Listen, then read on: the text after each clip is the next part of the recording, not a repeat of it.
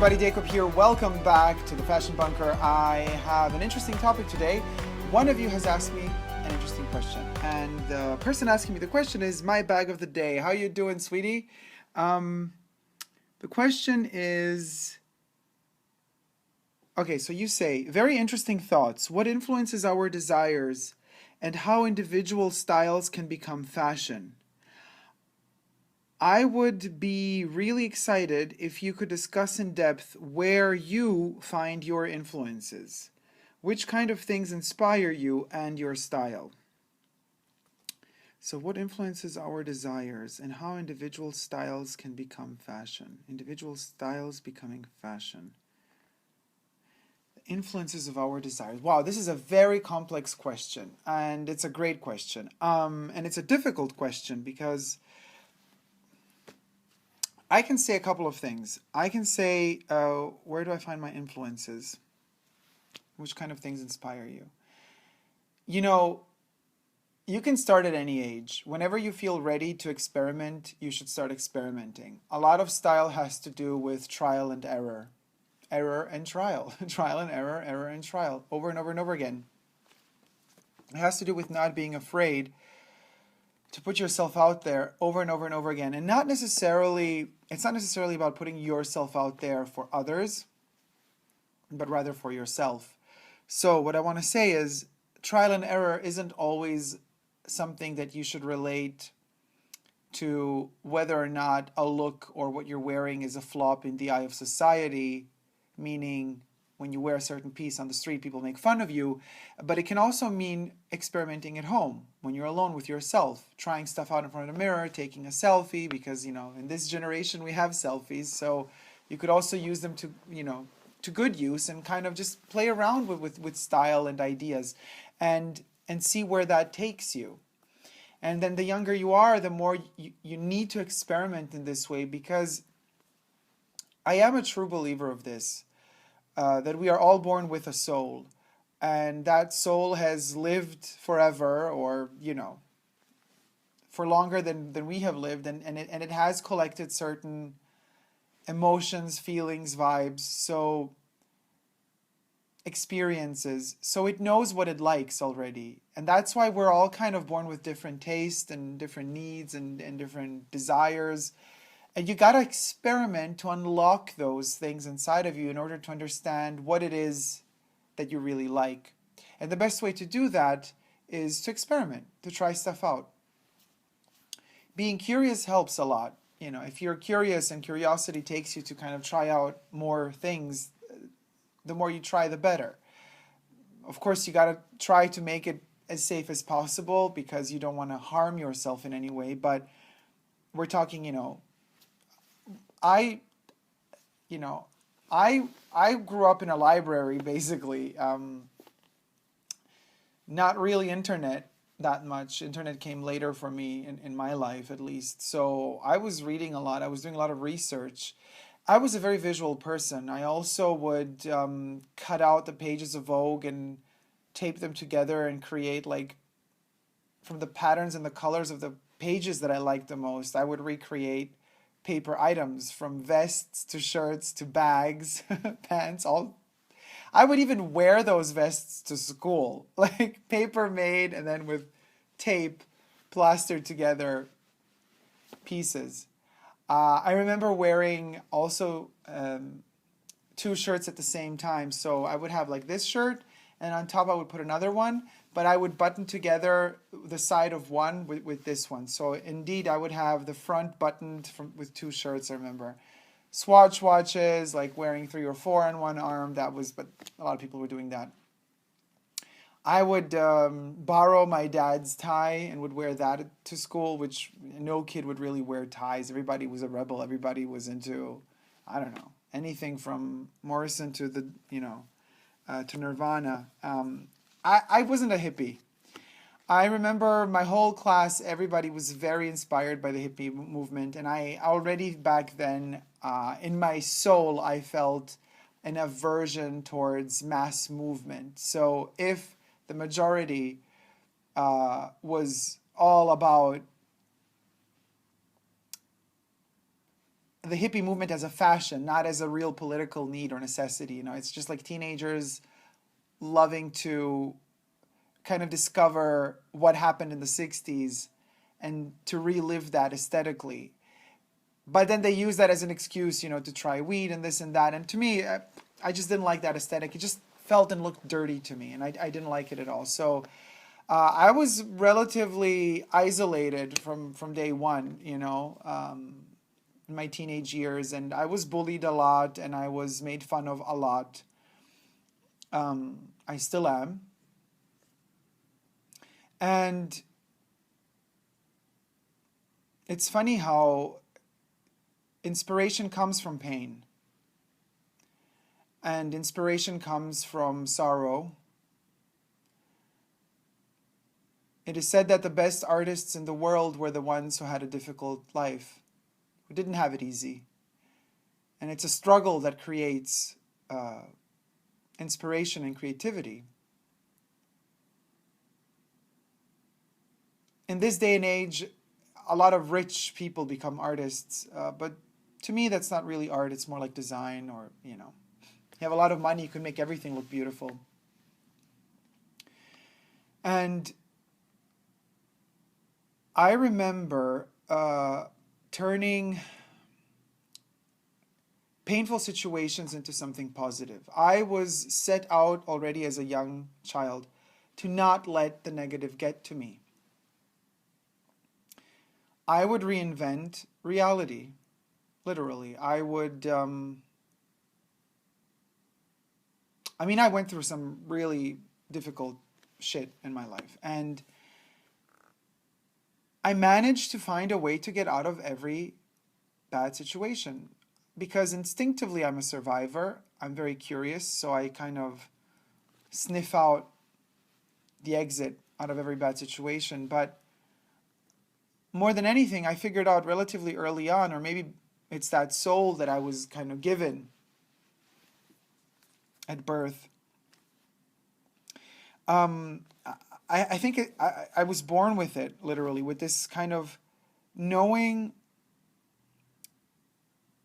how to turn a negative situation into something aesthetically beautiful, physically, materially speaking. So beautiful objects literally make me feel good. You know, I posted this a while ago on my Instagram profile, the poison powder puff thing. You know, I've been going through some internet bashing lately for absolutely no reason. Somebody totally went amok and misunderstood everything. But, you know, you cannot really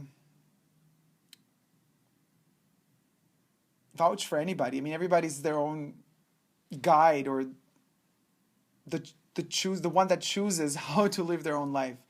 So how to transform that position of pressure where you have some hate directed towards you and turn it into something beautiful. So for me, for example, inspiration came in the corner of the bunker in one of the rooms. My poison poudre sublime, the sublime perfumed dusting powder from the 80s, was in a corner and actually had some dust on it. And I looked at it and I'm like, oh, this bottle is so beautiful, and I haven't seen it in a while.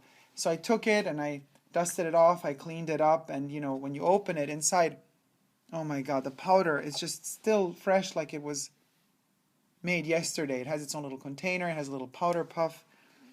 And I thought to myself, all this poison being thrown at me washes off me, no effect, because when I see something beautiful like this that inspires me, I forget the pain. I forget the hate.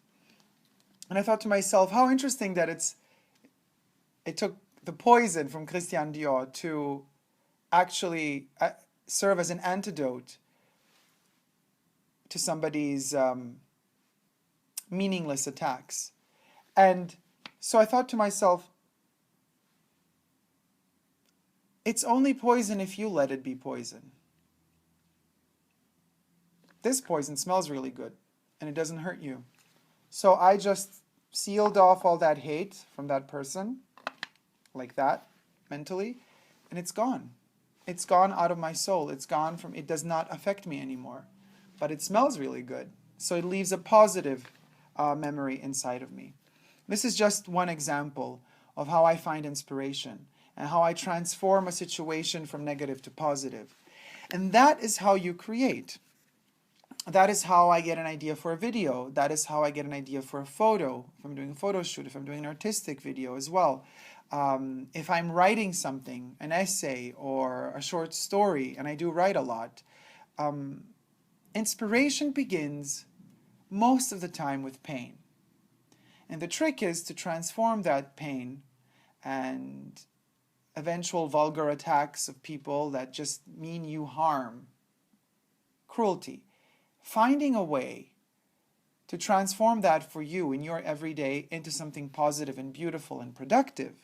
That's magic. And that is the key to creating a look, a style, to write a story, to being good at whatever job you decide to do, or at school, to excel at school, you know, because you gotta work it when you're at school. You gotta, in a way, you have to be interesting to your teachers or professors as well, because they have to see something in you. They have to see potential in you if you want to be on their good side. So you have to charm people. You can't charm people with negativity. That's not how it works. You can't be a bitch. You can't. You have to show, you know, willpower, but you have to show a humble demeanor. You have to let people also see that you are not a diva, that you're not that type of person that's just demanding more and more and more, but not giving anything in return. You have to balance out what it is that you truly have inside of yourself and the fear you have inside of yourself to show really what you have inside of yourself. That fear is an obstacle, and you have to overcome that. And you have to let it go. Like, let the fear go. Just like that poison, you know, you just like spit it into the box, shut that fear away, out of your system, out of your body, and you go. And remind yourself constantly of all the positive that you have around yourself, of all the love, the loving people, the understanding people, friends and family, and also beauty. Beauty can be anything that inspires you. You know, to me, Madball is from the 80s. Now they're remade. I mean, it's a little monster.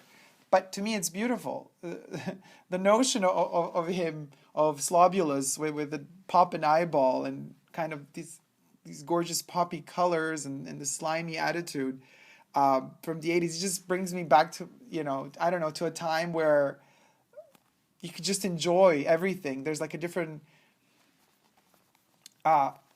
understanding of what is beautiful and what is ugly. And once you redefine those patterns and you break out of what social norms educate you and teach you is supposed to be beautiful and acceptable, once you free yourself from those chains, then you're soaring really high, and then you could achieve anything, because you all of a sudden you realize sky is the limit. Whatever your brain can come up with is worth trying out. And that's how I deal with inspiration. I listen to everything you guys write me. The photos you sent me, the sketches, the direct messages, the ideas. I look at photos, I look at movies a lot, I watch TV shows, I look at books, I observe fashion, and anything can inspire me at any given moment, you know. But what inspires me most of all are the subtleties, are the little humble moments in life, you know, like a sunset, a sunrise, like moments where all of a sudden you're so locked into your own pattern and into your own routine. And the best moment is when you just, like, for a second, you realize, you just stop and you're like, wait a second, Dacob, whoa, stop. And then you turn around and, like, depending where you are outside, there's a sunset right there. And you didn't even notice it. There's the most beautiful and magical moment that nature gives us for free every day. All those colors and the patterns in the sky as Earth turns and slowly the sun disappears, and and it just sheds those last rays of warmth and just life, and you're just like, it just comes through you. And I go, I could have missed this. If I were so locked into my own stupid little limited tiny messed up world, I would have missed this. Thank God I let go of myself so that I could see this, so that I could experience this. Our lives are not that long, but so much beauty happens every day, no matter how much we're put under pressure and society makes us suffer and the world is not just. You can find beauty everywhere. But you have to want to see it, and you have to want to find it. And you have to learn to let go of yourself in order to do that. And once you do all of that, and it's easier said than done. Yes, I know it's easier said than done. To me, it's a challenge every day. I have to start anew. I wake up, and from the moment I wake up, I have to re-educate myself anew. Nothing is granted. Nothing is a given. Everything takes its time. And exercise, discipline, learning to let go is something you will do your entire life. But every time you have that little tiny, you have the feeling, every time you get the feeling that the door opened up just a little bit, and you get that ray of light peeking throughout that door, and you get to see that ray of light, the truth, is when you're going to feel all over again like you're so happy to be alive. That's where inspiration is. That's the source of everything. And it then starts translating from something as superficial as clothes or what you're wearing that day to more meaningful things like raising a family or helping other people. You know, life is too short to shorten it even more by limiting ourselves and spending those years that we have given isolated within our own cages and prisons and just devouring our own souls bit by bit, placing stones on our own path, or allowing other people to brainwash us into believing that we're not good enough. Don't ever think you're not good enough. And don't be afraid to experiment. Yes, there will always be hate. But then again, without hate, there would be no love. Everything has to be balanced out. The good doesn't exist without evil, and vice versa. The magic lies within knowing how to balance both and how to walk that thin line between both in order to not get hurt. We will get hurt no matter whether we want to or not, but we can learn how to deal with that pain and how to constantly strive towards and work towards transforming that pain into pleasure, into something beautiful. So I hope this video was not too abstract, because the question was very precise and my answer is also very precise, but I suspect it's not really the type of answer you were expecting. But then again, I guess I'm not the type of person people expect I am when they first get to know me. It's something that takes time, getting to know a person and understanding how they tick. This is just one more little, I guess, snippet of showing you guys how I function, or how I can allow myself to be happy. Let me know how you allow yourself to be happy in the comment section down below. If you haven't yet, but do wish to, consider please subscribing to my channel here on YouTube. I'm also on Instagram, Facebook, and Twitter. So guys, very important to repeat it as a mantra every day, every night, all the time. Never give up on love. Love you guys. See you soon. Take care. Bye.